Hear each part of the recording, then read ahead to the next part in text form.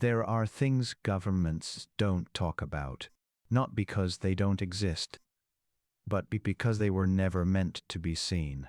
Hidden operations, classified experiments, decisions made behind closed doors that changed lives forever. And sometimes, years later, the truth slips out. Not all at once, not clearly, but enough to make one thing certain. Some of these stories are real. And tonight, we're going beyond the surface, into secrets that were meant to stay buried. In 1973, inside a quiet government building, something unusual happened. Boxes were being prepared for destruction. Thousands of documents, years of records. Someone ordered them to be burned, and of them were all. A small number of files were missed, and those files would later reveal one of the most disturbing programs ever conducted by the United States government, a program known as MKUltra. And at first, MKUltra sounded like something out of science fiction. Officially, it didn't exist. But behind the scenes, the CIA had been running a series of secret experiments, starting in the 1950s. Their goal? Mind control. Not influence, not persuasion. Control. They wanted to know if it was possible to break a person and rebuild them. The methods they used? Extreme. Subjects were given powerful drugs, including LSD, often without their knowledge. Some were isolated for days. Others were subjected to psychological torture, sleep deprivation, sensory overload, repeated questioning designed to fracture the mind. And, in many cases, the subjects didn't even know they were part of an experiment. And some were ordinary people, others prisoners, and some were patients in mental institutions who trusted the doctors treating them. That trust was used against them. One of the most disturbing aspects of MKUltra was how it operated in plain sight. Front organizations were created. Fake programs.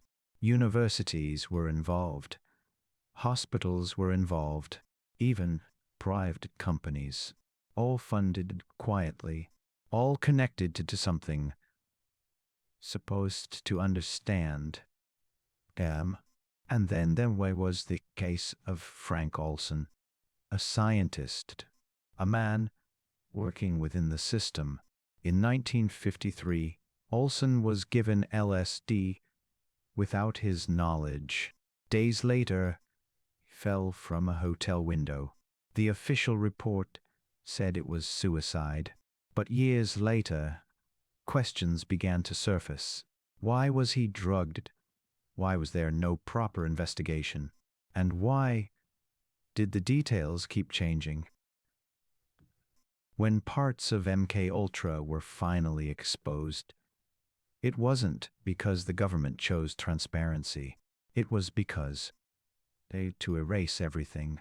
And what remained was enough. Enough to prove that was real. Enough to show how far it had gone. And enough to raise a question that still hasn't been answered. If this was what they admitted to, what was destroyed? And MKUltra officially ended in the 1970s. At least, that's what we're told. But many believe didn't disappear. Evolved, changed names, moved into the shadows. Because a government discovers something like this, they don't just forget it.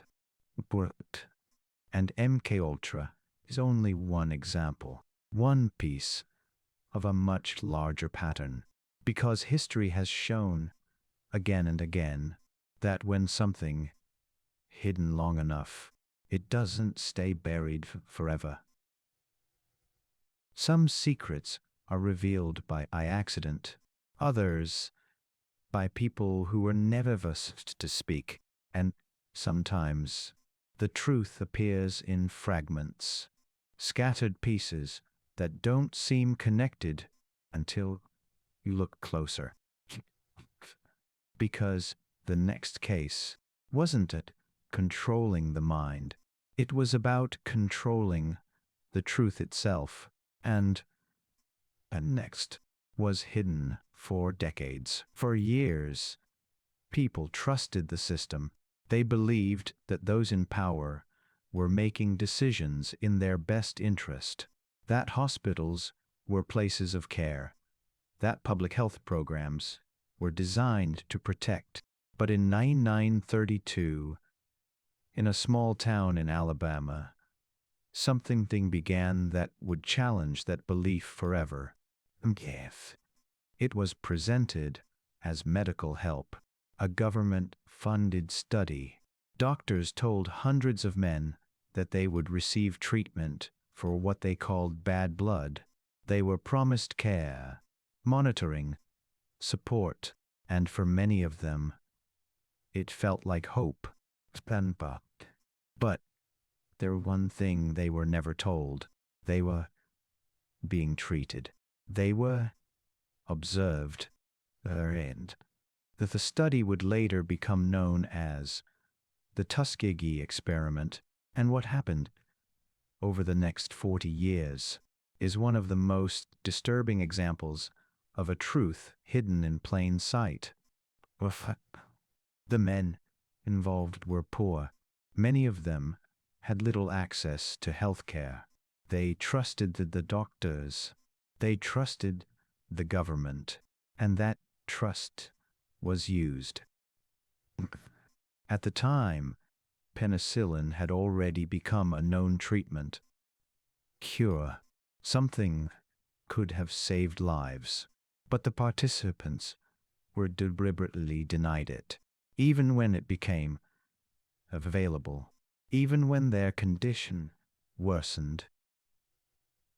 Instead, they were monitored, tested, examined, their decline documented.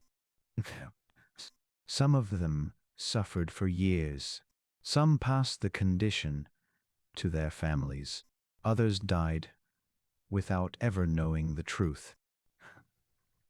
And what makes this even more disturbing is how long it continued, to decades, through different administrations, through changing times, all while remaining behind official explanations. It wasn't until 1972 that the story finally broke, not through an official announcement, not transparency, but someone decided to speak. A whistleblower leaked information to the press, and suddenly something that had been buried for decades was exposed to the public.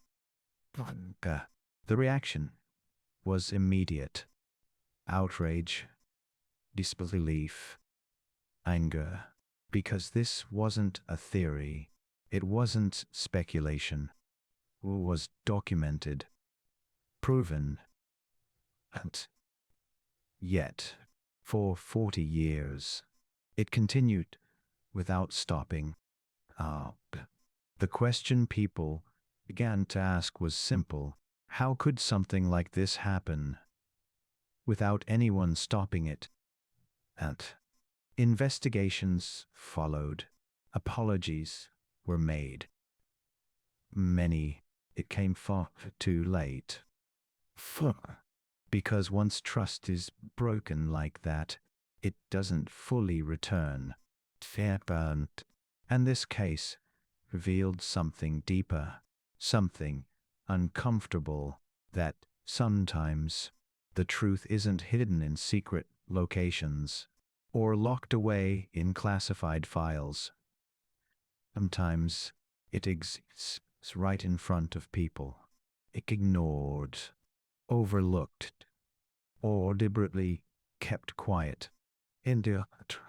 Because hiding something doesn't always require secrecy. Sometimes it just requires silence.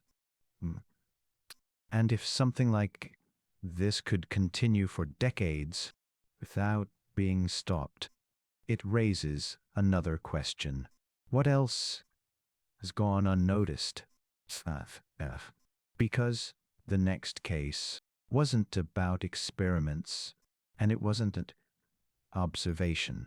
It was about a disaster, one that affected an entire city, and, for years, truth behind it questioned. In 1954, in the city of Marshall, Texas, a quiet morning turned into something no one could explain. A woman named Gloria Ramirez was walking near her home when something fell from the sky. Not a plane, not debris anyone could recognize, but something metallic, heavy, and landed nearby. At first, it seemed like an isolated incident, strange, but contained. But soon, people began to notice something unusual. They weren't feeling well. Headaches, nausea, burning sensations in their eyes and skin. Some reported difficulty breathing. Others described a strange taste in the air. Authorities arrived. They assessed the situation and quickly was secured, but in clear answers, there was confusion. Then, official statements were vague. Some suggested was a weather balloon. Others hinted at military equipment, but no one gave a clear explanation. Effect. And then the story started to change. Residents who had witnessed the event began to question what they were told, because they experienced didn't match the official narrative. In fact, some claimed saw unusual markings on the object. Others said it emitted heat or radiation. A few even reported that parts of it were removed quickly before anyone could examine it closely. And then came the part that made people uneasy. Those who had collected fragments were asked to return them. Some visited, others were warned. The message was subtle but clear. What this was, it wasn't meant to be seen by the public. To time, the incident faded from headlines. Explanations were given, files closed, and life moved on. But for everyone, years later, people began to revisit the case, looking at old reports, statements, trying to understand what really happened. And they found didn't clarity. It raised more questions. Because was the only time something like this had happened. There were other cases, other ports, other moments where something unexplained occurred and was quickly contained. And in those cases, the pattern was the same. Initial confusion, limited information, rapid control of the situation, and then a simplified explanation. But something easy to accept, something that closed the case. But when you look closer, Those explanations often leave gaps, details that don't quite fit, questions that were never fully answered. Sometimes the goal isn't to convince everyone, it's just to provide an answer that most people accept and then move on. And once that happens, the truth becomes harder to find.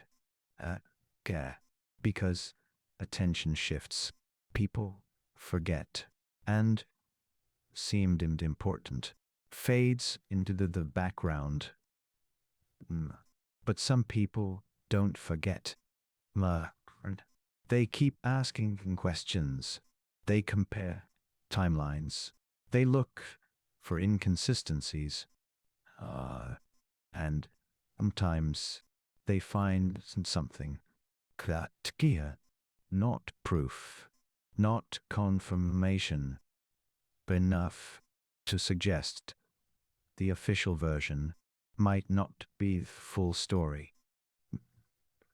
And when multiple cases start the same pattern, it becomes to ignore, and that's because it suggests something bigger, not a single event, not a single mistake, a system knows, a way handling information, a way of controlling what is known and what is not. And if that exists, then it doesn't just apply to one case. It applies to many. Because the final case is not a single experiment, a single town.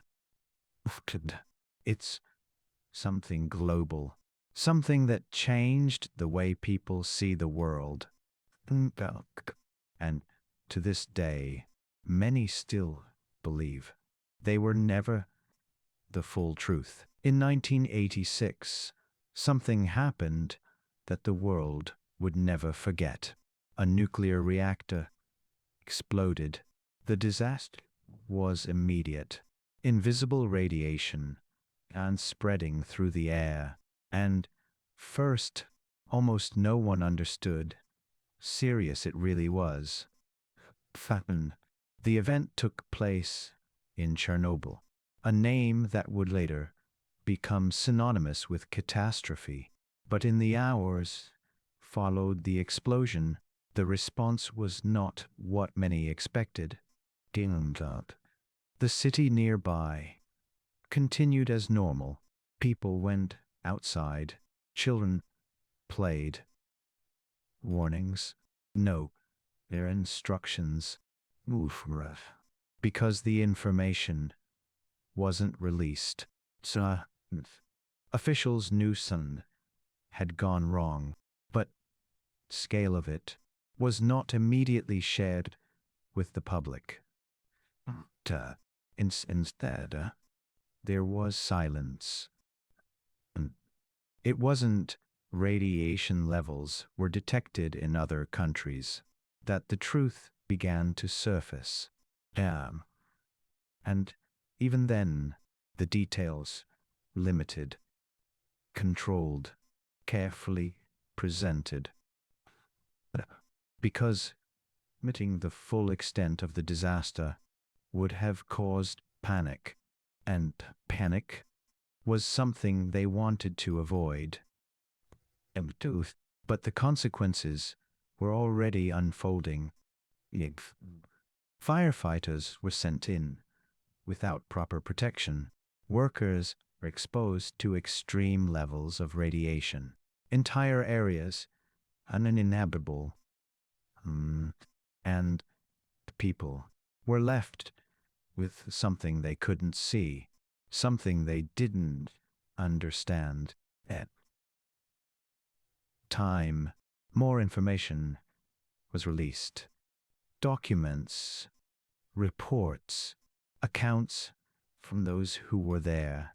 And slowly, a clearer picture began to form. not just of the disaster itself, but how it was handled. Because what happened in Chernobyl wasn't only about explosion, and it was about control. Sense, control of information, control of perception, control of what people allowed to know and when. And for many, that became the unsettling part. Because something of that scale could be in that way. What else could be? And question is what connects all of these cases. Different times, different places, different situations. But same pattern. Something happens. Information is limited. Details are controlled. And full story takes to emerge. If it emerges at all. Because the truth doesn't always disappear. Sometimes it's just delayed. Hidden behind time, behind and complexity, behind explanations that sound complete, but aren't. And by the time people question it, the moment already passed. And climax. The evidence is harder to find. The details are harder to verify.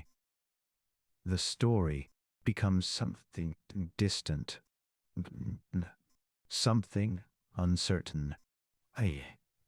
But that doesn't mean it isn't real.